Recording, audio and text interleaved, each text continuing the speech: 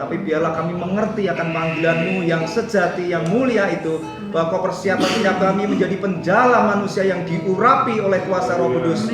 Kami siap Tuhan, bebaskan kami dari segala kutuk dosa, bebaskan kami dari segala kutuk iblis dan pekerjaan iblis yang baik kami sadari atau tidak kami sadari selalu mengikat dan menghambat pekerjaan Tuhan dalam hidup kami.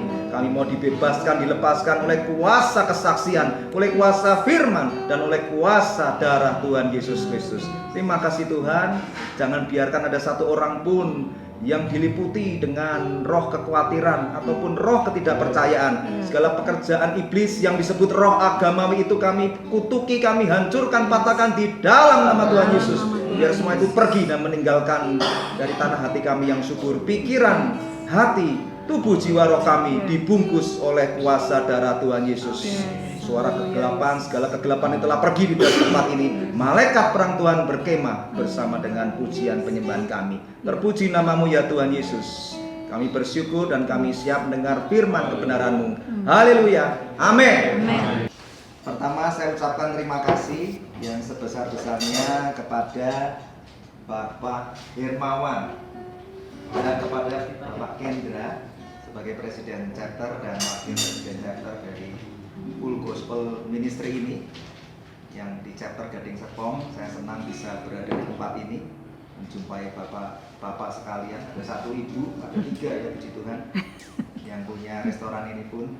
Sorry, saya tadi lupa kenalin. Ini ada Pak Poni, field rep, di atasnya saya. Pak Poni ya? Pak Poni.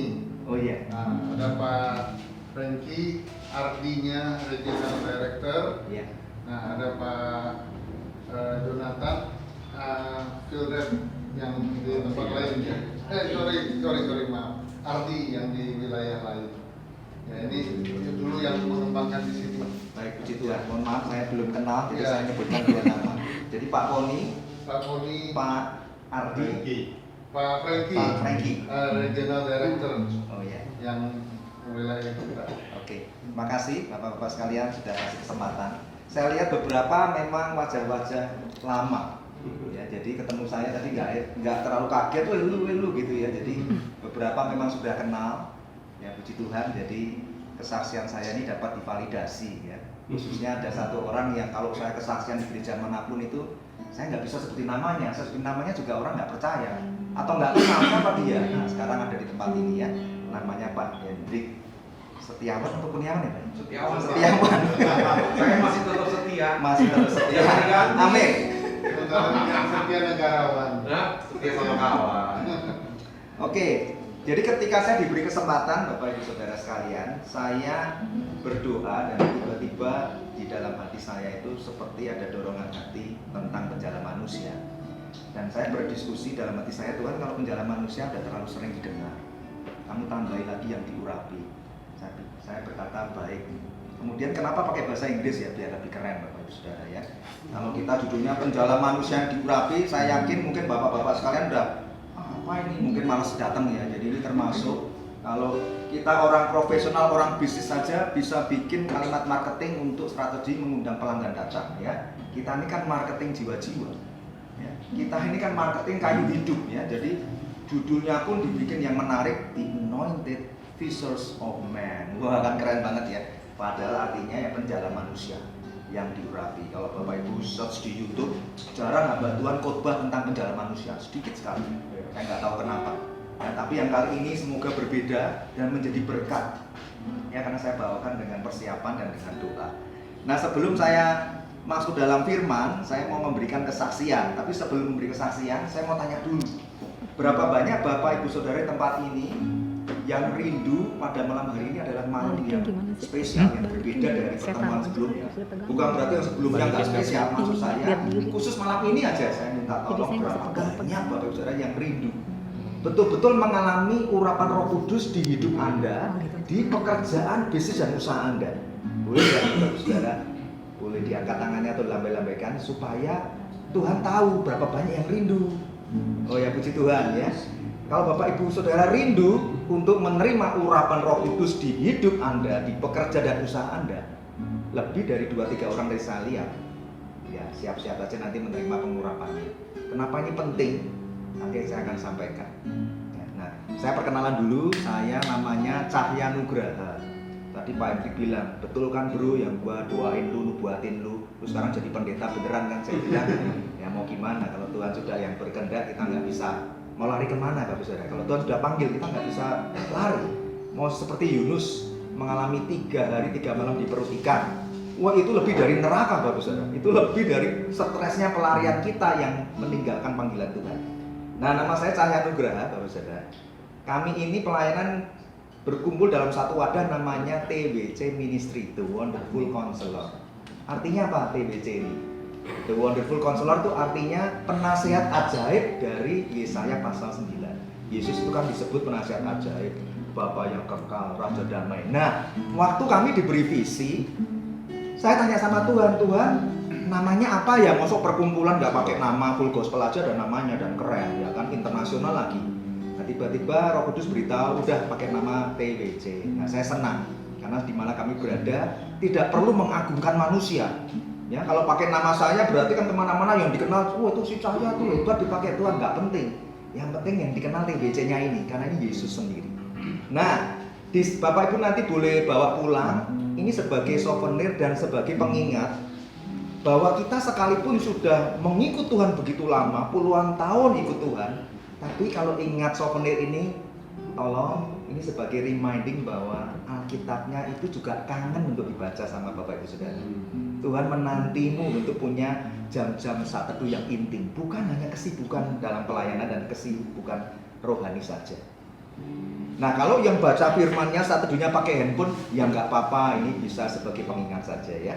Nah, ada 7 visi TWC itu saya sebutin 2 visi saja. Yang pertama mengobarkan api kebangunan rohani. Kenapa itu penting? Karena kalau kita mati rohani, sudah jangan pernah harap kita punya kerinduan untuk pergi bersaksi dan beritakan Injil. Itu sudah pasti pergi dari hidup kita. Nah, kita rindu di mana kami berada, api kebangunan roh itu menyala. Yang kedua, kami pengen muncul para pemimpin-pemimpin yang diurapi Roh Kudus, yang mengerti panggilan Tuhan atas hidupnya.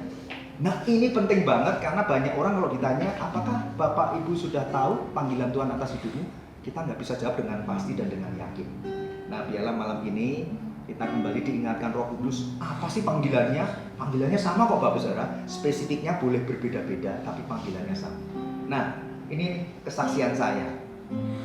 Bagaimana saya dulu dari seorang penjala ikan, bukan saya nelayan ya, maksudnya penjala ikan itu adalah profesi. Ya, profesi saya dulu seorang sales marketing, Bapak Saudara. Saya bekerja di satu perusahaan yang cukup terkenal. Sekarang perusahaan itu juga makin gede banget. Kalau ada abeng di sini pasti dia langsung tahu, weh satu alumni sama gua katanya gitu ya. Saya kurang lebih saya bekerja di sana 11 tahun. Nah, satu titik saya mengerti bahwa bekerja itu ada plus minusnya, ada office politik, budaya segala macam. Saya memutuskan untuk berani buka usaha sendiri. Ya. Kebetulan bentuk usahanya ya mirip karena kan saya belajarnya ilmunya tentang itu, ya buka usahanya tentang itu. Nah, puji Tuhan, Tuhan kasih inovasi dan terobosan sehingga ada mulai perubahan atau diversifikasi produknya. Tentu strategi marketingnya berbeda, marketnya kan luas banget ya, karena industri itu luas, itu market bisnis saya. Nah, singkat cerita begini, saya itu lahir dari keluarga yang sangat miskin. Bapak saya tuh nggak punya apa-apa kecuali hanya punya usaha, usahanya pun cuma pakai sepeda motor kelilingan kemana-mana, ke desa-desa untuk jualin tali rafia, plastik begitu ya. Kadang bawa sepak bola plastik gitu karena kita tinggal di kampung di Jogja waktu itu. Papa saya bilang begini, Papa hanya bisa nyekolahin kamu, bahkan kita mau menetap di satu rumah aja nggak bisa, mesti pindah-pindah dan kontrak-kontrak terus. Jadi bapak saya terkenal kontraktor, bukan karena hebat, karena pindah-pindah rumah, kontrak terus. Jadi mama saya tiap hari itu nasihatnya tuh sama terus, sampai saya tuh kayak merasa Tuhan kayak dulu apa masih muda tuh nggak punya kebahagiaan ya, karena dinasihatinnya itu terus. Itu nasihatnya begini, kamu ingat ya, papamu tuh miskin, papamu tuh kerjaannya cuma kayak gitu, kerjaan kasar. Kalau kamu nggak pinter, itu aja diulang-ulang. Kalau kamu nggak pinter, nanti kamu nggak akan sukses dan kamu nggak bisa minta tolong saudaramu. Lihat tuh saudara papamu tuh, papamu kesusahan aja tidak ada yang menolong. Kalau papamu punya duit banyak yang dekat. Ya kurang lebih begitu ya manusia ya. Kalau kaya banyak yang dekat, kalau miskin semua menjauh. Itu saya alami dalam kehidupan. Saya lihat orang tua saya seperti itu. Jadi mau nggak mau saya itu sekolahnya sungguh-sungguh sampai harus ranking karena saya tahu kalau saya masuk sekolah swasta duit dari mana papa saya. Nah puji Tuhan, walaupun waktu itu tuh belum mengalami Tuhan tapi bisa SMP-nya negeri, SMA-nya negeri yang favorit tadi, yang terbaik lagi di Yogyakarta. Jadi bayar SPP-nya murah banget, cuma puluhan ribu. Nah ketika saya sangat optimis dan percaya diri ketika UMPTN tahun itu, saya yakin bisa keterima di sebuah kampus terkenal waktu itu di UGM. Tapi singkatnya saya tidak diizinkan Tuhan masuk padahal saya optimis bisa. Ya, karena waktu itu ada semacam interviewnya dengan dosen atau rektornya. Dia nanya, dia cuma ngomong begini, saya udah langsung kecil hati. Dia melihat saya dan tiba-tiba dia bilang begini, bapakmu ini kan yang punya showroom kan? Wah saya langsung cium. Kok bisa ngomong begitu? Saya langsung sadar, anak sepolos saya masih baru lulus SMA. Kok diomongin begitu? Saya pikir ini nanya atau apa? Begitu saya diem, oh saya baru tahu, wah saya nggak bakal diterima. Apa ibu paham ya? Jadi rasis. Di situ saya nangis dan saya tahu banget ini kayaknya nggak keterima. Begitu saya lihat, wah betul nggak keterima. Padahal saya sangat yakin saya pasti masuk. Nah singkat cerita saya nangis karena bingung mau sekolah di mana. Kakak ipar saya bilang begini, udah kamu masuk aja tuh di Solo tuh. Ada satu sekolah, walaupun cuma D3 teknik, tapi kalau kamu lulus di situ pasti langsung kerja. Udah, otak saya manisnya satu, kerja, penting kerja. Karena mau ngadepin siapa? Nggak ada yang bisa saya andalkan. Akhirnya saya sekolah di sana dan diterima dan lulus, betul Pak Ustadz. Tapi saya mengalami betul-betul tekanan yang hebat. Karena sekolah itu 30% teori, 70% praktek. Jadi dari anak akademis tiba-tiba jadi kuli. Ya. Nama sekolahnya itu Admi Solo ya waktu itu ya. Digembleng begitu luar biasa di situ. Tangan saya hancur semua karena harus pegang baja. Kita harus mikir, mengukur ketebalan sekian banyak gitu. Dari nggak suka mau nggak mau saya harus lulus karena saya hanya mengejar saya harus kerja. Nah singkatnya bekerja dan diterima di perusahaan yang tadi saya bilang itu, yang cukup terkenal di Jakarta. Dan akhirnya saya merintis usaha sendiri. Jadi saya merasa kesuksesan itu Tuhan iringi, sertai. Membuat saya semakin pribadi yang baik, ternyata tidak. Menjadikan saya pribadi yang makin keras, makin sombong. Karena saya tahu bahwa hidup ini keras. Saudara-saudara papa saya itu nggak begitu akur, jadi saya merasa saya akan buktikan bahwa saya akan bisa jadi orang hebat. Dan nanti kalian semua itu akan datang kepada saya dan mesti akan menyembah saya dan minta tolong sama saya. Sekeras itu Bapak Saudara. Karena di doktrinnya apa? Di isinya adalah unsur-unsur tuh, lihat tuh papamu tuh nggak ada yang peduliin. Kamu kalau nggak sukses kamu akan begini. Jadi membuat saya itu keras. Nah herannya Tuhan izinkan saya merintis usaha juga mengalami kemajuan di tahun-tahun pertama itu Bapak. Merintis usaha sukses. Membuat saya apa? Ya nggak cari Tuhan. Ke gereja nggak Bapak? Ya ke gereja. Apa kata dunia kalau nggak ke gereja dari kecil udah Kristen kan? Ya, jadi ke gereja itu hanya sekedar absen aja. Ya penting nongol, tapi hati ini tetap keras. Bahkan saya juga waktu itu menyadari mungkin saya juga belum lahir baru. Nah bagaimana orang yang keras dan sombong seperti saya karena Tuhan izinkan mengalami kesuksesan bisa mengalami yang namanya lahir baru. Nah, ini momen yang paling penting. Ini juga menjadi kerinduan saya supaya Bapak Saudara di tempat ini juga merenungkan kapan momen perjumpaan pribadi Bapak-bapak saudara sekalian ini mengalami perjumpaan pribadi dengan Tuhan Yesus itu kapan?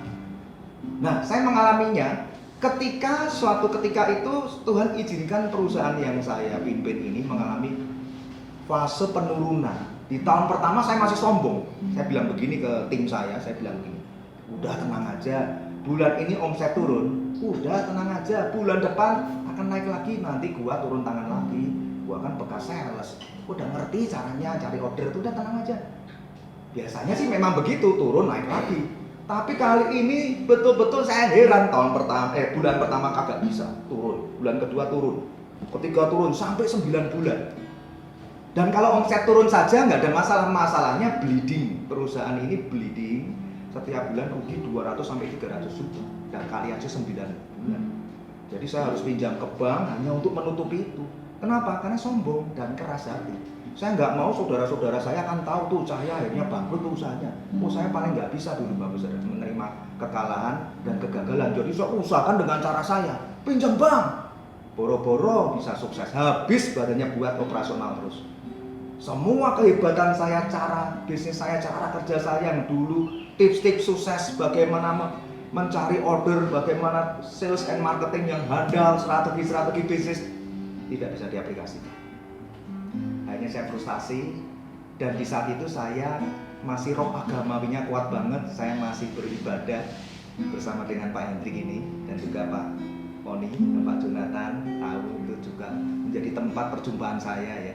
Bukan gerejanya, tapi kebetulan di saat itu di gereja tersebut, di podiumnya, saya masih ingat itu waktu menyembah. Namanya juga gereja yang besar ya, full band begitu, itu kenceng banget. Saya ingat istri saya, anak-anak masih umur 6-7 tahun tuh saya angkat tangan begini. Saya nggak bisa curhat ke siapa-siapa Bapak Saudara, karena malu, orang sombong yang keras hati menceritakan kegagalannya, nggak mungkin. Jadi yang tahu cuma saya dan orang-orang terdekat aja. Saya angkat tangan dan saya bilang, saya udah hancur hati. Saya bilang, Tuhan ini gimana, ini udah hancur Tuhan, udah nggak ada duit lagi buat operasional dan gaji karyawan. Saya sudah stres sekali dan saya bilang, Tuhan aku nyerah. Detik saya bilang seperti itu, tiba-tiba suara audible terdengar di telinga saya. Nah inilah yang ingin saya bagikan. Kapan Bapak Saudara mengalami perjumpaan pribadi dengan Tuhan? Nggak harus sama dengan saya dengan suara Tuhan audible. Jelas sekali suaranya, bukan suara hati dan pikiran ngomong seperti ini. Cahaya, jangan kamu takut. Tahun ini juga usahamu akan aku pulihkan, bahkan surplus. Saya kaget, saya melek loh. Istri saya juga lagi merem, mbak Tuhan. Tetangga ya nggak mungkin, suaranya jelas. Dan itu suasana full musik. Tiba-tiba ada damai sejahtera dan saya tahu, wah ini Tuhan. Tiba-tiba saya kayak dihibur, kayak pegang janji. Tapi itu bulan Oktober Bapak Saudara. Itu kejadian sudah mungkin 20 tahun yang lalu ya. Tapi itu bulan Oktober gitu. Aduh sebentar lagi Desember, gimana caranya ya? Tapi ya sudahlah, yang penting aku damai sejahtera dulu lah, nggak stres dulu. Singkatnya saya tunggu-tunggu, nggak ada terobosan. November masih saja juga bleeding. Desember nggak ada juga terobosan. Saya sudah terpuruk, lihat anak-anak juga kasihan, mau diajak pergi nggak punya duit papa mamanya. Terus kakak ipar saya bilang gini, udahlah kamu ikut aja ke puncak yuk. Saya pikir puncak kan gratis ya, saudara punya villa ya udahlah kalau gratis gue berangkat gitu. Nah zaman itu masih zaman pager, belum pakai handphone. Tiba-tiba waktu saya liburan di puncak dan melepas segala kekhawatiran, sudah pasrah aja lah, Tuhan kan udah ngomong. Tiba-tiba pager saya bunyi misalnya, tililit gitu ya. Belum zamannya handphone, saya buka, Pak kita terima purchase order dari perusahaan ini senilai sekian. Lah namanya pebisnis kan kalau terima PO kan otomatis cuannya juga dihitung ya Bapak Saudara. Begitu saya hitung saya nangis Bapak Saudara. Betul, exactly dengan yang Tuhan ngomong. Utangnya ketutup, surplus ratusan juta. Wah di situ saya tersungkur, saya teriak, istri saya panggil, lihat. Wah kita sukacita. Dan betul-betul itu rugian ditutup, bank tertutup masih surplus, utang bank tertutup, surplus juga untuk maintain bulan-bulan selanjutnya. Wah di situ saya langsung bilang Tuhan, kalau pakai caramu aja bisa seajaib dan seindah ini, keberhasilanku dan kehebatanku nggak ada artinya di matamu. Aku mau sungguh-sungguh ikut Tuhan. Itu perjumpaan pribadi saya pertama dengan Tuhan. Mengalami Kristus dalam hidup saya melalui usaha yang Tuhan izinkan, mengalami proses peremukan. Yang diremukan apa? Hati saya dulu. Kemudian apa? Usaha saya, karena menjadi berhala di mata Tuhan. Karena saya mencintai usaha saya lebih daripada saya mencintai Tuhan. Apakah perjalanannya selesai? Enggak Bapak Saudara. Enggak lama kemudian perusahaan yang sama menerbitkan purchase order lagi dan nilainya kurang lebih 1 miliar gitu ya. Ini PO yang kedua. Kalau PO yang pertama enggak usah saya sebutin lah, kalau profitnya gede ya berarti lebih gede lagi gitu ya. Dikasih PO 1M, wah saya makin seneng. Waduh Tuhan, oh baik banget sih. Baru kemarin cuannya aja belum habis kok dikasih PO lagi. Ya seneng banget dong. Wah saya udah kesaksian kemana-mana Bapak Saudara. Udah cerita ke teman-teman, wah Tuhan baik yes gitu. 2 hari kemudian perusahaan yang diizinkan Tuhan nolong perusahaan saya dan ngasih PO yang kedua. 2 hari kemudian sejak PO kedua kirim surat bahwa PO kedua dibatalkan. Wah saya responnya bukannya bersyukur, ngamuk saya. Ini perusahaan segede ini nggak bonafit, udah ke fax PO kok bisa di cancel? Wah ini nggak bener nih. Saya akan cari pengacara, saya akan perkarakan ini kalau sampai di cancel. Sebetulnya ya saya nggak rela, udah ngitung cuan kan Bapak Saudara. Nah saya udah berpikir ini kayaknya perlu saya somasi aja nih. Saya cari pengacara lah, nggak apa-apa lah. Kan untungnya ratusan juta, sewa pengacara berapa lah? Berapa puluh juta, 50 juta nggak apa-apa, yang penting nggak bisa seperti ini, harus dididik nih customernya. Saya bisa se-emosi itu. Nah tiba-tiba si customer ini bilang begini, Pak, saya nggak bisa sebutkan alasan pembatalan ini, tapi kalau Pak saya tetap ngotot, oke oke Pak, saya akan perjuangkan ini tidak di cancel. Tapi hubungan bisnis kita berhenti sampai hari ini. Ini PO saya yang terakhir. Wah, saya bingung kan di bluffing begitu. Waduh, kalau saya paksakan, dia tahu bahwa dia posisinya lemah. Mungkin dia akan berjuang supaya PO itu tidak jadi di cancel. Tapi saya putus hubungan dengan dia selama-lamanya. Ya, saya bingung, hanya saya tinggal mandi. Nah, ketika mandi, tiba-tiba saya teringat waktu saya angkat tangan kan Tuhan jawab. Jadi waktu saya shower gitu, terus saya angkat tangan, saya curhat, Tuhan, aku tuh udah kesaksian kemana-mana loh Tuhan. Kalau Tuhan tuh baik, nolong aku lagi, kasih berkat lagi, kenapa dibatalkan? Nah, itu saya hancur hati yang kedua. Ini proses permukaan hati dan mengubah paradigma saya. Tuhan ngomong begini, sejauh ini kan kau mengenal aku sebagai Allahmu, Jaya. Itu audible, jelas sekali. Saya sampai nggak bisa pernah lupakan perkataan Tuhan itu. Dia bilang, sejauh inikah kamu mengenal aku sebagai Allah? Itu Tuhan cuma mau ngomong begini, mosok kamu kenal aku cuma sebagai Allah yang sanggup memberkati kamu? Apa bedanya aku dengan dewa-dewa yang disembah orang-orang yang tidak percaya kepadaku? Ya, Bapak Ibu sudah tahu ya, ada dewa-dewa yang seperti ini ngundang rezeki ya. Atau mungkin pergi kemana untuk mengundang rezeki. Kau mengenal aku hanya sebagai Allah yang sanggup memberkati? Stres lo, itu anak-anak jalan-jalan sendiri-sendiri, lu mau ngomong kagak didengerin, mainan sendiri, nggak fokus, ntar lu stres. Masuk pelayanan model kayak lu sekolah minggu gitu. Nah, karena hati saya diberinya itu, ya saya nekat. Udahlah kok, saya manggilnya kok Frankie ya. Udahlah kok, nggak apa-apa, kasih kesempatan. Ya sudah, minggu depan dulu gitu. Jadi saya semangat banget gitu, semangat. Dan ini mujizat Bapak Saudara. Saya membawakan firman buat anak sekolah minggu itu nggak ringan loh. Saya mengangkat tema itu kitab kehidupan dari Wahyu pasal 20 tentang tata bukti Tuhan Yesus, pengadilan yang terakhir. Itu kan nggak gampang loh.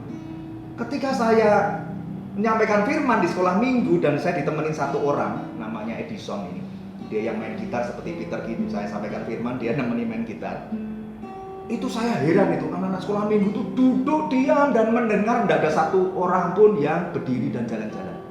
Jadi guru-guru sekolah minggunya juga heran loh, kok bisa? Ya, saya juga nggak tahu. Jadi saya ngomong tuh semua diam dengerin. Singkatnya firman selesai, saya juga nggak ngerti itu pelayanan perdana saya itu. Terus tiba-tiba hati saya mengatakan kepada anak-anak ini, yuk anak-anak, kakak minta kalian bangkit berdiri ya. Pada bangkit berdiri. Terus nyembah satu lagu. Ya kalau nggak salah, kalau nggak yang mengalirlah kuasa Roh Kudus, kalau nggak ya Allah Roh Kudus, itu dua lagu favorit saya itu. Baru ngangkat satu lagu itu, suara ketiga audible saya dengar. Saya kaget banget. Saya sampai bingung, Tuhan ini bener gak? Kalau salah gawat nih Tuhan. Tapi saya mengenal suaramu. Jelas sekali berkata seperti ini, hembusi mereka. Wow. Wah, saya kaget Tuhan. Ini kontroversi, ini saya juga ngeri ini. Hembusi kan gitu ya Bapak Saudara. Jadi anak-anak kecil itu saya datengin satu-satu dan saya bilang begini, terima Roh Kudus ya. Rebah satu-satu, bom. Bom, itu ada videonya, saya rekam juga. Bom, rebah semuanya. Heboh semua dilawat Roh Kudus, anak-anak sekolah minggu kecil-kecil mengalami zaman Roh Kudus. Semua menangis dalam hadirat Tuhan. Tertinggal satu anak, yaitu anak saya sendiri. Karena waktu itu anak saya masih ngikut ya acara sekolah minggu gereja itu. Saya bingung nih, saya juga belum bisa jelasin. Namanya Renan, terus saya datang Renan. Kan dia panik nih, teman-teman diapain papi gitu kan, pada rebah semua. Enggak, saya dorong, cuma saya pegang, kadang cuma saya tiup, rebah semua. Terus saya bilang sama Renan begini, Renan, sekarang ini kamu pasti bingung, papi juga nggak bisa jelasin. Jadi kamu merem matanya ya. Di depan kamu bukan papi tapi Tuhan Yesus. Baru begini sudah rebah dulu. Boom. Jadi semuanya dilawat Roh Kudus. Saya sama Edison berdua bengong nih, gimana nih bro? Ya nggak tahu, ya sudah nggak apa-apa, anak dilawat Roh Kudus. Nanti gereja heboh nggak nih? Nah ternyata betul. Karena terjadi ban gitu ya, saya dilarang untuk terus melayani gereja tersebut karena mungkin kaget dengan bentuk pelayanan Roh Kudus yang kami jalankan ya.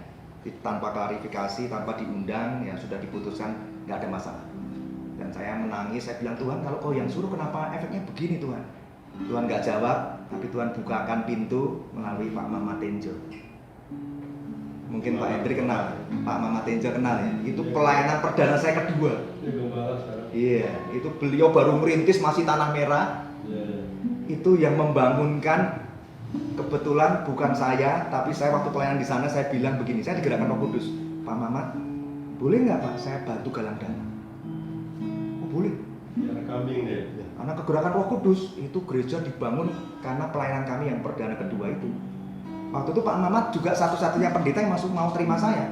Karena siapa saya? Sekolah pendeta belum, sekolah teologi ya belum, punya jabatan juga enggak, orang biasa. Gara-gara di Pak Mamat ini jadi viral. Kenapa? Karena kehadiran kami jadi berkat, karena kami itu pelayanannya datang, nggak terima apapun. Pak, tolong jangan kasih PK, tolong jangan kasih apapun. Kami ini perkumpulan pengusaha dan profesional, kami yang mau melayani dan memberi. Gara-gara itu viral tuh. Dan itu berjalan hampir saat ini udah hampir 8 tahun. Kami dulu saking sibuk-sibuknya sebelum pandemi sekali pelayanan bisa 80 jadwal. Sampai seperti itu. Oh, saya baru mengerti. Oh, Tuhan tuh meremungkan saya tuh berkali-kali. Egonya dihancurkan, kesombongannya, harga dirinya. Jadi diizinkan sebentar mengalami penolakan dan pemrosesan sampai sekarang. Terbukalah pelayanan Tuhan sampai kemana-mana. Nah, yang berhubungan dengan Pak Hendrik ini adalah saya agak lupa urutannya, tapi tiba-tiba Pak Hendrik ini nelpon saya. Saya juga elang, itu saya lupa tuh setelah saya pelayanan sekolah minggu atau belum. Tapi beliau telepon saya tuh nakut-nakutin Bapak Saudara. Dia bilang begini, "Cahaya, loh kenapa Pak Hendrik? Ini ya gua mau sampein ya, lu mau denger yang mana dulu? Yang good news apa bad news?" Waduh, ya good news dulu aja nih. Gua ngeliat lu katanya gitu. Gimana Pak Hendrik? Lu berdiri di pokoknya inilah ladang yang menguning luas itu, lu berdiri sendirian di situ tuh. Lu kayaknya dipakai Tuhan, lu akan jadi hamba Tuhan, menuai banyak jiwa, kurang lebih begitu.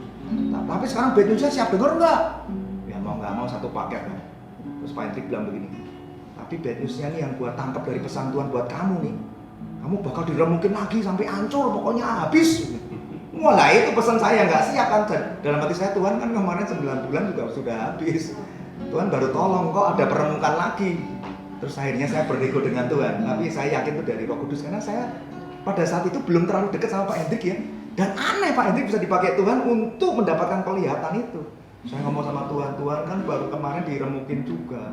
Jangan lagi dong Tuhan, kalau boleh pesan yang engkau sampaikan ke Pak Hendrik ini. Nah singkat cerita, enggak tuh, puji Tuhan. Jadi usaha saya sampai detik ini masih aman dan saya tetap mengalami perkenanan Tuhan. Ya kurang lebih seperti itu. Ini kesaksian saya. Nah sekarang kita mau masuk ke firman. Sekarang jam berapa nih? Mesti ngebut nih. Jam berapa nih? 5. Oh masih ada waktu. Nah, yang mau saya sampaikan begini Bapak Saudara. Bagaimana dari seorang penjala ikan mengerti panggilan Tuhan, yaitu penjala manusia. Dan yang lebih penting jangan jadi penjala manusia biasa. Kita akan capek, kita akan lelah. Kenapa? Karena kita melayani Tuhan dengan usaha kita, hikmat kita, kekuatan kita akan mudah burn out. Tapi kalau kita mengerti panggilan kita adalah sebagai penjala manusia yang diurapi, sama seperti Petrus, wow, pelayanan kita akan dahsyat dan kita nggak akan pernah letih, nggak pernah lesu, nggak pernah lelah. Ya kita segera buka saja ayatnya di Lukas pasal yang ke-5 ayat 1 sampai 11.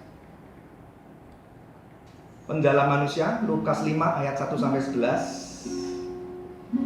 Yang sudah ketemu katakan amin. Amin. Ya, saya bacakan ya.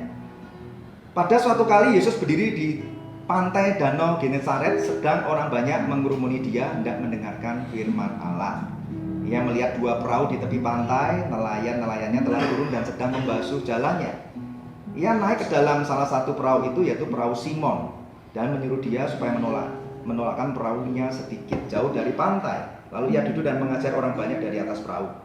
Setelah selesai berbicara, ia berkata pada Simon, "Bertolaklah ke tempat yang dalam dan tebarkanlah jalamu untuk menangkap ikan." Simon menjawab, "Guru, telah sepanjang malam kami bekerja keras dan kami tidak menangkap apa-apa. Tetapi karena engkau yang menyuruhnya, aku akan menebarkan jala juga." Dan setelah mereka melakukannya, mereka menangkap sejumlah besar ikan, sehingga jala mereka mulai koyak. Lalu mereka memberi isyarat pada teman-temannya di perahu yang lain supaya mereka datang membantunya, dan mereka itu datang. Lalu mereka bersama-sama mengisi kedua perahu itu dengan ikan hampir tenggelam. Ketika Simon Petrus melihat hal itu, ia pun tersungkur di depan Yesus dan berkata, "Tuhan, pergilah daripadaku karena aku ini seorang berdosa."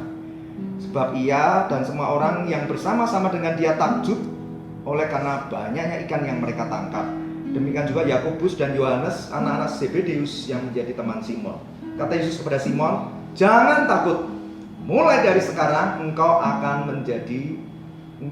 menjala manusia. Dan sesudah mereka menghela perahu-perahunya ke darat, mereka pun meninggalkan segala sesuatu lalu mengikut Yesus. Nah, ini yang menarik ini Bapak Saudara.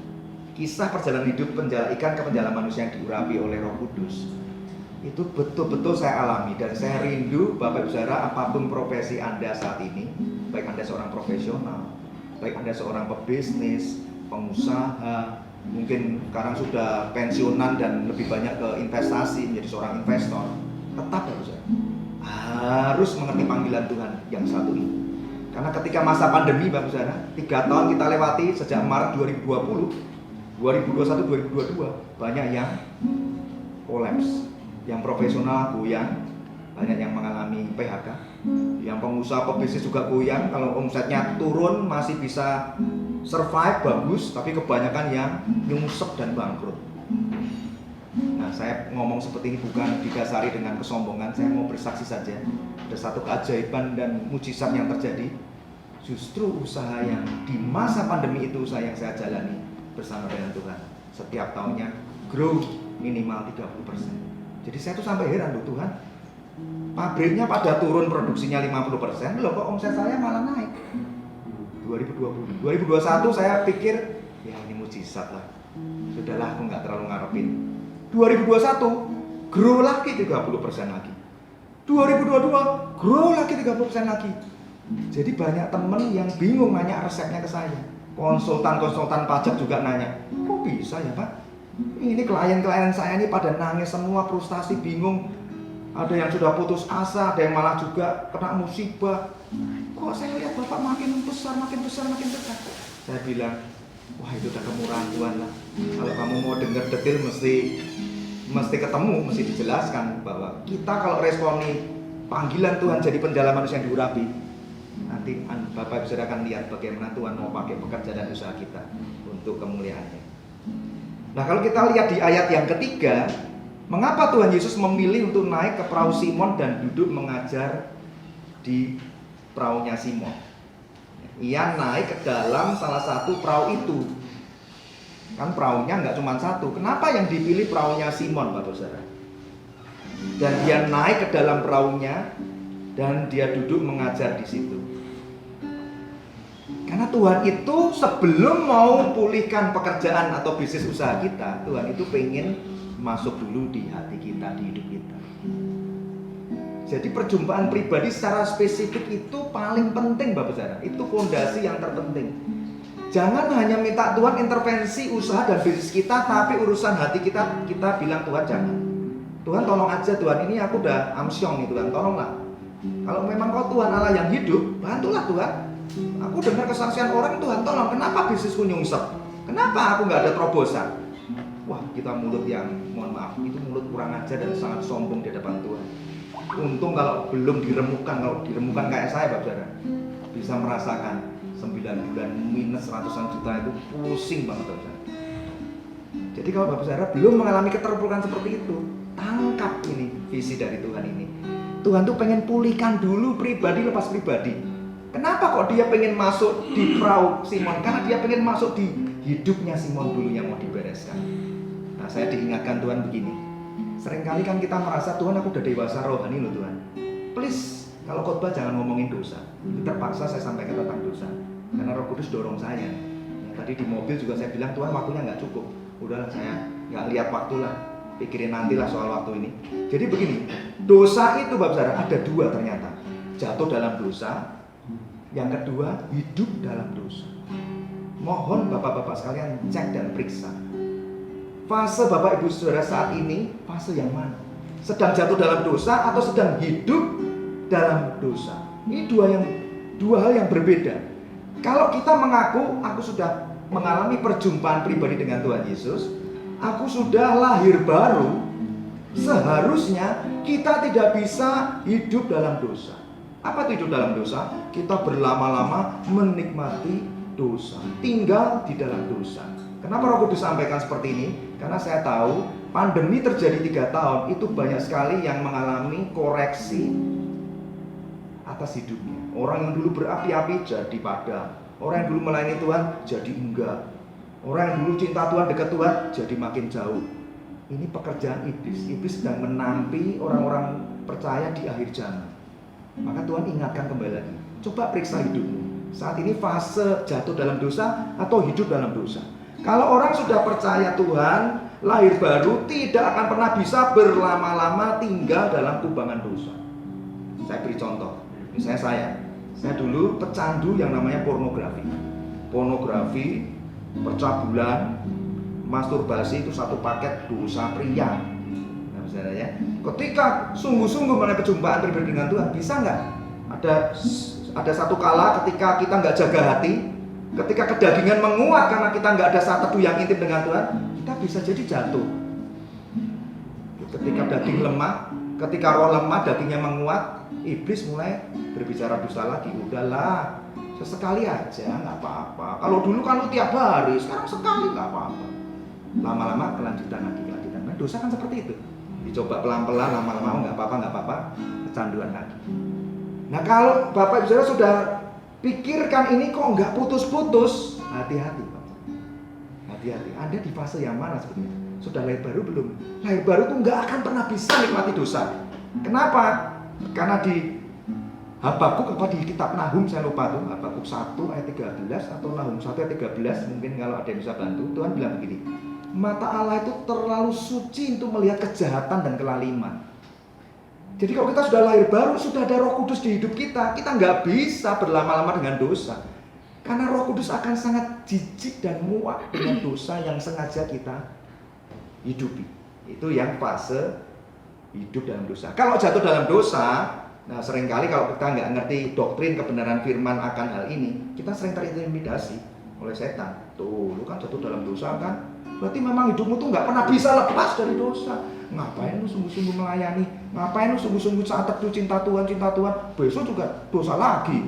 Lu nggak kuat kan menahan nafsumu? Lihat tuh Paulus saja juga jatuh juga sampai dia berseru, aku ini manusia celaka, aku ini seperti hidup dalam tubuh dosa. Iblis memutarbalikkan kebenaran dan akhirnya kita, ya kalau gitu, udahlah pasrah aja deh, udah jalanin aja hidup ini, kita nggak pernah bisa ngalami terobosan dan kemenangan. Ya. Itu yang disebut jatuh dalam dosa. Ya. Kalau jatuh dalam dosa, orang percaya seperti saya dan Bapak Ibu Saudara sekalian ini bisa mengalaminya, itu hal yang wajar. Rasul Paulus pernah jatuh dalam dosa. Rasul Petrus pernah jatuh dalam dosa, menghujat Tuhan 3 kali. Yudas pernah, Daud di Perjanjian Lama pernah, padahal orang yang sangat intim dengan Tuhan, pernah juga jatuh dalam dosa. Itu disebut jatuh. Tapi kalau jatuh tuh nggak bisa berlama-lama tinggal, nggak tahan. Roh Kudus akan terus mengejar hati kita untuk, aduh aku nggak bisa bersama-sama dengan dosa ini, karena Roh Kudus sudah ada di hidup kita. Amin, Bapak Saudara. Jadi sudah paham ya. Ini tolong mulai direnungkan dan mulai ngobrol dengan Roh Kudus. Karena ini fondasi sebelum nanti Anda terima pengurapan bagi yang mau ya. Jadi urapan Roh Kudus itu bukan diobral murahan. Ya, karena dapatnya itu juga dari kesungguhan hati, cinta Tuhan. Tapi kebenaran tetap harus saya sampaikan karena temanya adalah tentang penjala manusia yang diurapi. Ya, jadi Bapak Saudara mulai renungkan, aku fase yang mana nih? Jatuh dalam dosa, kuncinya gimana? Itu lebih mudah. Bertobat di hadapan Tuhan, ya sudah, kita statusnya anak, jatuh ya bertobatlah. Tuhan bilang apa? Orang benar jatuh 7 kali, Tuhan akan mengangkatnya kembali. Ya. Tapi kalau orang yang hidup dalam dosa dan sulit untuk lepas, nah ini perlu doa pelepasan dan terima Tuhan Yesus sungguh-sungguh dalam hidupnya. Karena bisa jadi belum pernah mengalami pertobatan yang sejati, hanya kekristenan yang ikut-ikutan. Seolah-olah aku udah lahir baru. Kalau lahir baru tidak akan pernah tahan hidup dalam dosa. Ya, bisa dicek nanti. Dosa apapun, perzinahan, perselingkuhan, kalau bisa tahan sampai bertahun-tahun, berarti orang itu belum lahir baru. Ya, saya katakan bertobat, karena upah dosa itu tidak pernah salah, yaitu maut dan lautan api. Ya, jadi sekarang kita diperhadapkan Ulangan 28, ada berkat dan kutuk, mana yang mau dipilih? Ya, kalau kita mau pilih berkat, ya Tuhan bilang, jika engkau baik-baik mendengarkan suaraku, Allahmu yang setia, segala perintahnya kau kerjakan, yang kusampaikan pada hari ini, maka Allah akan mengangkat engkau di atas segala bumi, dan segala berkat akan datang kepadamu menjadi bagianmu jika engkau mendengar suara Tuhan Allahmu. Ini yang saya alami, Bapak. Iya ya, di masa pandemi kok salah malah menerima berkat yang nggak pernah saya harapkan. Tapi hati-hati, kalau kita tinggal dalam dosa, berarti ada kutuk dosa dan kutuk iblis yang masih mengikuti hidup kita. Pekerjaan ini unseen, tidak terlihat. Kalau dosa itu terlihat, kita bisa tengking. Tapi kalau nggak terlihat yang namanya kutuk, tapi kita nggak sadari, ya jangan heran kalau usaha ini gagal. Temen ngajak bisnis gagal. Temen ngajak kongsi dicak orang malah rugi. Buka bisnis yang apapun nggak pernah sukses. Jangan-jangan apa masih ada kutuk yang mengikuti yang tidak pernah dilepaskan di dalam kehidupan Bapak Saudara. Ya, karena Ulangan 28 ini menyatakan dengan jelas ada kutuk kegagalan, ada kutuk kemiskinan, ada kutuk kemandulan, ada kutuk apalagi banyak sekali ya.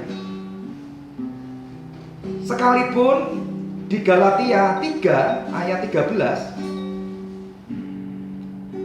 Galatia 3:13 dikatakan begini, bahwa Tuhan itu telah menanggung, Kristus telah menebus kita dari kutuk hukum Taurat dengan jalan menjadi kutuk karena kita, sebab ada tertulis, terkutuklah orang yang digantung di kayu salib. Tuhan Yesus sudah tanggung kutuk dosa dan kutuk pekerjaan iblis di kayu salib. Jadi kalau kita sudah mengklaim jadi orang percaya, mengaku dengan mulut Yesus adalah Tuhan dan Juru Selamat, percaya dalam hati bahwa Yesus adalah Mesias dan Anak Allah yang hidup, seharusnya tidak ada kutuk. Tapi orang percaya bisa jatuh dalam dosa, perlu pertobatan kembali. Tapi kalau kita masih hidup tinggal dalam dosa dan menikmatinya, berarti kita belum lahir baru. Kutuk ini masih menyertai hidup kita. Kenapa? Ya karena Kristus belum jadi bagian dalam hidup kita. Ini yang kita harus mengerti, karena ini menjadi jerat dalam kehidupan kita sebagai seorang penjala ikan. Ya. Mengapa Tuhan pilih perahu Simon? Tadi sudah mengerti ya, karena Tuhan pengen kejar hatinya Simon, mengubah hidupnya dari dalam dulu. Soal pekerjaan dan bisnis kebutuhan kecil, Bapak Saudara. Sungguh saya sudah mengalaminya. Sampai suatu titik nanti Bapak Saudara bisa seperti saya akan ngomong begini. Bener loh, kalau Tuhan urapi hidupku, urapi pekerjaan dan usahaku, segala kehebatanku, segala strategi bisnisku, tidak ada artinya. Dulu aku pikir hebat, aku kerjakan hasilnya nol, bahkan minus. Sekarang strategi yang sama bersama Tuhan, hasilnya tidak terduga. Susah payah tidak menambahinya. Amsal 10 ayat 22. Berkat Tuhanlah yang menjadikan kaya, susah payah tidak menambahinya. Itu ternyata berlaku untuk orang yang hidupnya sungguh-sungguh di dalam Tuhan. Jangan keliru kalau kita masih hidup di dalam dosa dan menikmatinya. Ya boro-boro berkat Tuhan yang kita alami. Kita harus sadar, segera ambil komitmen untuk aku mau lepas dari kutuk ini. Ya, kutuk ini nyata dan hanya Yesus yang sanggup melepaskan kita. Amin. Kemudian panggilan manusia panggilan ikan menjadi penjala manusia ini bicara apa sih Bapak Saudara? Bicara kita tuh meresponi amanat agung. Matius 28 Bapak Saudara. Pergi, jadikan semua bangsa muridku. Baptis mereka dalam nama Anak, Bapa, Anak, dan Roh Kudus. Ajar mereka melakukan seperti yang telah ajarkan kepadamu. Dan Tuhan menyertai kita.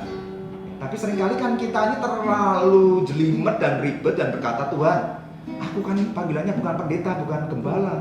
Mana bisa aku meresponi amanat agung? Bukan seperti itu. Panggilan Tuhan itu jelas. Kujadikan kamu Petrus penjala manusia. Penjala manusia itu harus pergi seperti amanat agung. Kalau kita penjala ikan kan harus pergi menangkap ikan dibawa pulang.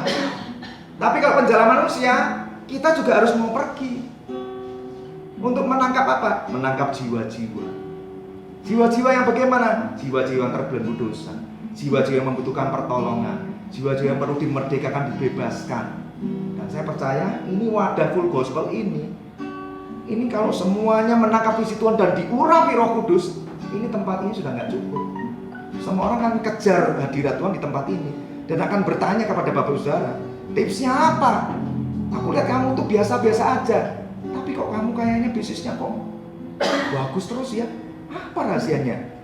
Gak pernah aku dengar kamu tuh namanya terlibat hutang. Aku gak pernah dengar kamu tuh mengalami susah dalam usahamu. Tapi aku lihat kamu kok asik-asik aja ya. Khotbah di sana, pelayanan sini, kok usahamu tetap hidup. Ini yang harusnya menjadi daya tarik. Bagaimana semua bapak-bapak saudara yang tempat ini tuh jadi penjala manusia yang diurapi oleh Roh Kudus. Yang kedua, yang ayat keempat dan ayat kelima dari Lukas pasal kelima, itu bicara tentang Tuhan Yesus naik ke dalam perahunya Simon dan duduk di sana. Ya. Jadi nanti kalau tahap kedua, kalau kita sudah dijumpai secara pribadi dengan Tuhan Yesus, yang kedua adalah Tuhan Yesus akan mulai diundang masuk di dalam segala aktivitas bisnismu dan pekerjaanmu. Jangan Tuhan Yesus disuruh parkir keluar. Tuhan, kalau urusan pelayanan, tolong sertai gua ya. Begitu udah urusan bisnis, pekerjaan sehari-hari, Tuhan jangan ikut campur. Jangan Tuhan. Ini kalau kita nggak licik nggak dapat cuan Tuhan. Nah, nggak seperti itu. Karena ayat kedua ini, ayat keempat dan kelima ini bicara Tuhan Yesus tuh mau masuk ke perahunya Simon. Kalau tadi pribadinya sudah masuk, sekarang ke pekerjaannya Simon. Supaya apa? Segala berkat, terobosan, sukses dan mujizat terjadi. Melalui pekerjaan dan bisnis Anda yang sedang Anda jalani, sekalipun mungkin saat ini dalam keadaan yang kurang baik, bahkan sudah mau bangkrut, namun selama ada Tuhan Yesus yang Anda izinkan untuk masuk ke dalam perahu pekerjaan Anda dan masuk ke pekerjaan usaha Anda, mengajar di sana, maka walaupun saat ini Anda masih mengerjakan dengan cara dan metode kerja yang sama, tapi hasilnya akan berbeda. Ini kalimat dari pengalaman hidup saya. Saya tuh nggak ada strategi yang berbeda, saudara. Mengelola bisnis strateginya sama, konvensional. Herannya dulu menuai kegagalan, menuju kebangkrutan. Sekarang caranya konvensional, hasilnya luar biasa. Benar-benar saya hanya bisa ngomong kalau ditanya orang ya, apa rahasia suksesmu?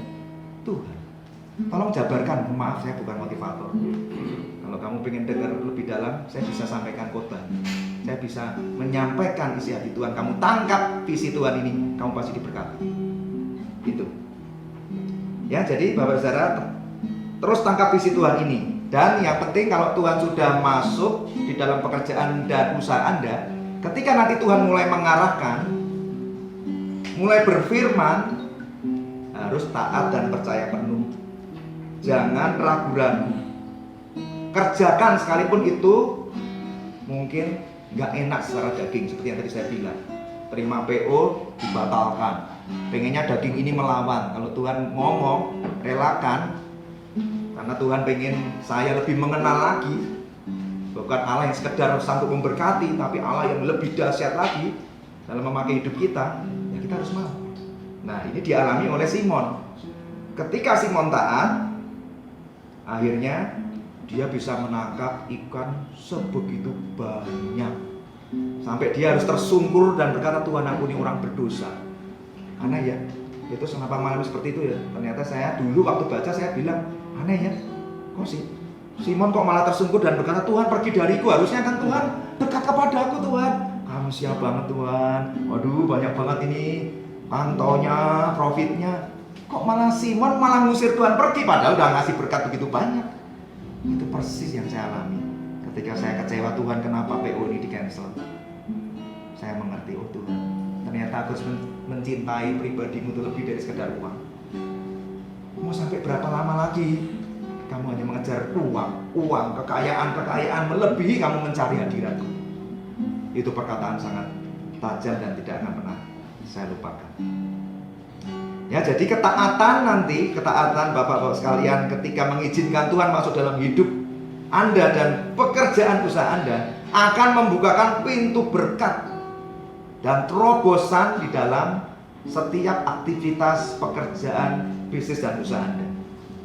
Nah, saya yakin Roh Kudus sudah mulai mengorek-ngorek hati kita ini, membawa pada lamunan-lamunan proses perjalanan hidup kita di masa lalu. Gak apa-apa, izinkan terus bekerja. Karena Roh Kudus akan memberitahu, ini loh kamu tuh salahnya di sini. Dari dulu aku mengetok pintu hatimu, gak pernah kamu menyadarinya. Kamu selalu lari dari setiap panggilan-panggilannya. Saat ini sudah waktunya Jangan ditunda lagi, karena kita akan terus berputar-putar di padang gurun seperti bangsa Israel. Akan tiba waktunya semua kepandaian kita, semua hikmat, kehebatan manusia akan berhenti. Tidak akan sanggup memberikan terobosan sukses dalam hidup kita.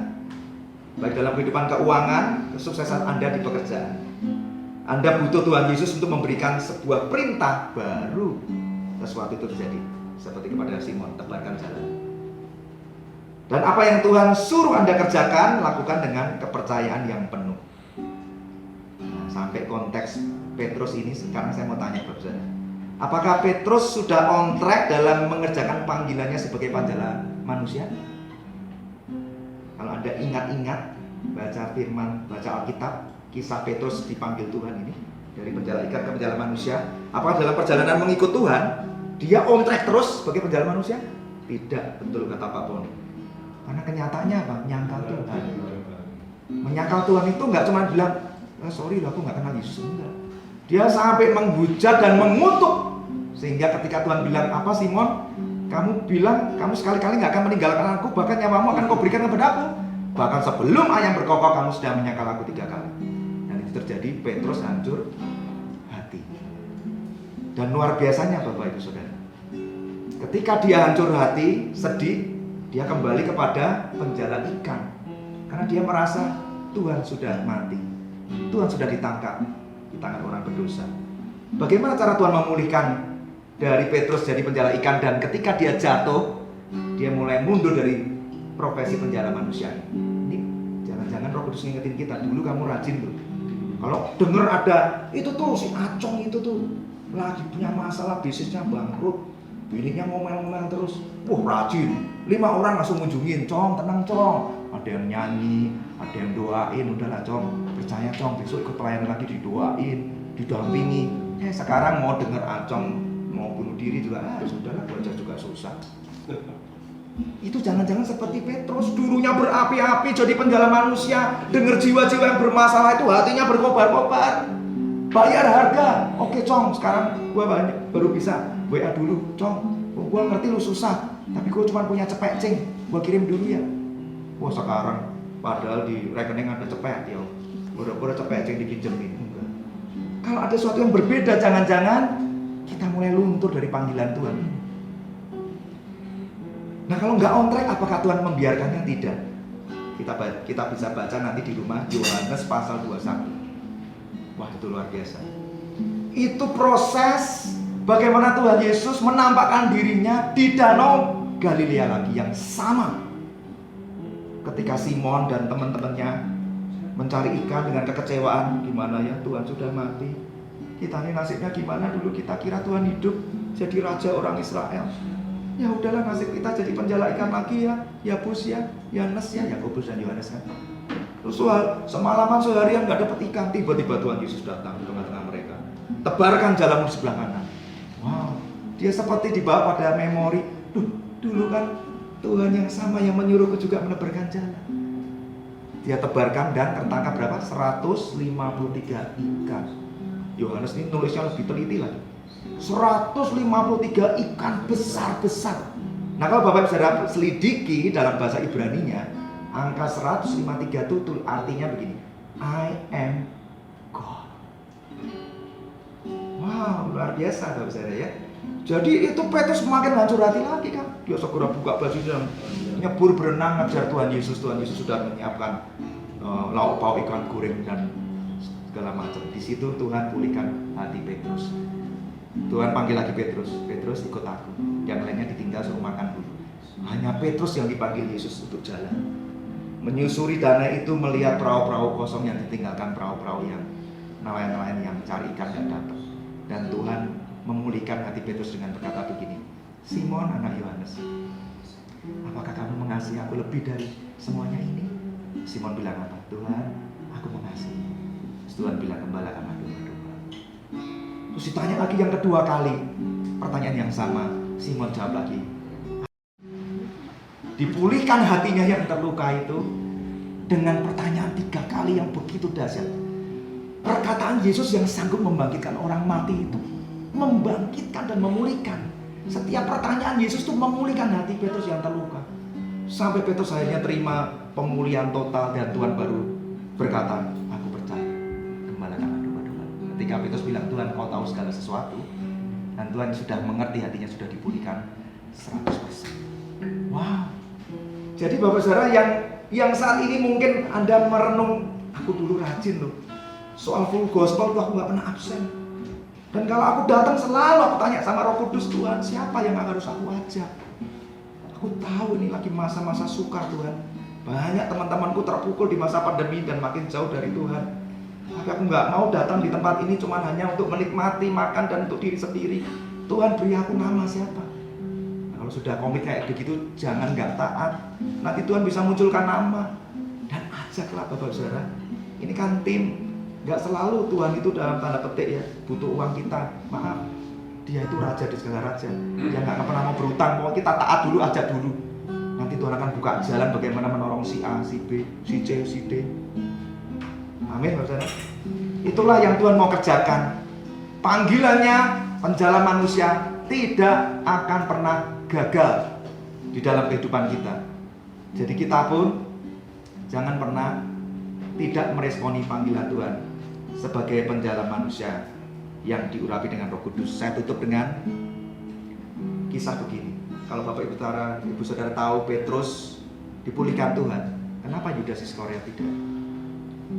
Dua-duanya murid, dipanggil Tuhan secara khusus. Dua-duanya sudah masuk bilangan para rasul. Anda bisa baca di Kisah Para Rasul 1, dikatakan kita harus cari penggantinya Yudas, salah satu dari bilangan para rasul. Kenapa Petrus dipulihkan, Yudas tidak? Padahal Yudas itu juga disayang Tuhan. Ditegur Tuhan Yesus juga ketika bilang, Yudas, kamu tolonglah jadi bendahara yang jujur. Gak usah pikirin itu wanita Nazaret itu memecahkan minyak harga 300 dinar. Kamu gak usah usil, aku tahu hatimu. Kamu karena kepingin uangnya kan. Gak usah sok suci mengatakan uangnya bisa diberikan untuk orang miskin. Aku tahu hatimu. Tapi dia gak mau bertobat. Apakah Tuhan menegur satu kali? Sampai pada peringatan yang terakhir di kitab Yohanes dikatakan, pada perjamuan malam terakhir Yesus mengumpulkan murid-muridnya dan dia berkata seperti ini, satu di antara kamu akan menyerahkan aku. Wah, itu momen-momen yang sedih banget. Saya kalau baca Alkitab suka saya bayangkan, wah itu mengerikan momen itu. Itu mengerikan Bapak Saudara, karena Tuhan Yesus sendiri yang ngomong, satu di antara kalian 12 ini akan mengkhianati aku, akan menyerahkan aku. Lah kan harusnya kalau kita jadi Yudas Iskariot langsung angkat tangan berseru, kalau perlu berlutut, Tuhan ini aku orangnya, aku orang berdosa, aku nih Tuhan. Tapi yang dilakukan Yudas apa? Cuek, diam. Dan Tuhan bilang, Yohanes bertanya, Tuhan siapa orangnya? Ternyata dijawab juga kan sama Tuhan, nanti aku ambil roti ini, ku celupkan di pinggan ini dan ku berikan kepadanya, dialah yang akan mengkhianati aku. Ya mosok Yudas juga nggak hancur hati, waduh udah ketahuan banget ini. Sama Yesus diberikan ke Yudas bener, sama Yudas dimakan. Yudas langsung kerasukan iblis. Dan Tuhan berkata kepada iblis, segera lakukan apa yang hendak kau lakukan. Ya sudah, dia ada kerasukan setan. Pikirannya sudah penuh dengan pikiran-pikiran roh jahat. Tuhan kasih kesempatan, tetapi ternyata masa anugerah dalam hidup Yudas berhenti sampai di situ. Berarti perbedaannya di masa anugerah Allah yang kita tidak pernah tahu kapan itu akan terjadi dalam kehidupan bapak-bapak sekalian. Jadi pada malam hari ini, jikalau Roh Kudus sudah mengetuk dengan sedemikian keras, karena Dia mengasihi kita, jangan keraskan hati kita Bapak Saudara. Karena Dia mengasihi kita. Setiap penundaan demi penundaan pertobatan kita di hadapannya itu hanya akan membawa kita dalam proses padang gurun yang terus berliku-liku. Dan kita tidak pernah mengalami terobosan dalam hidup ini. Bahkan panggilan untuk menjadi penjala manusia yang diurapi, kita nggak akan pernah bisa terima dan jalani dengan baik kalau kita nggak mau pada malam hari ini membuka hati kita dan berkata, Tuhan, aku loh yang dari tadi kamu templak dengan perkataan firman dan Roh Kudus-Mu. Aku Tuhan, orang yang jatuh dalam dosa itu. Kita nggak perlu merasa saling menuduh dan nggak perlu ada yang dipermalukan. Karena ini urusan kita dengan Roh Kudus pribadi lepas pribadi. Bahkan kalau ada yang merenungkan, Tuhan, aku Tuhan yang hidup dalam dosa, setahun bahkan lebih Tuhan, aku terjerat dalam dosa itu dan tak bisa aku tinggalkan. ini waktunya Bapak Saudara berseru pada Tuhan, bertobat di hadapannya, supaya pemulihan itu terjadi, karena itu fondasi yang Roh Kudus mau kerjakan sebelum Roh Kudus dicurahkan dan mengurapi Anda. Showing love, giving that attention that I never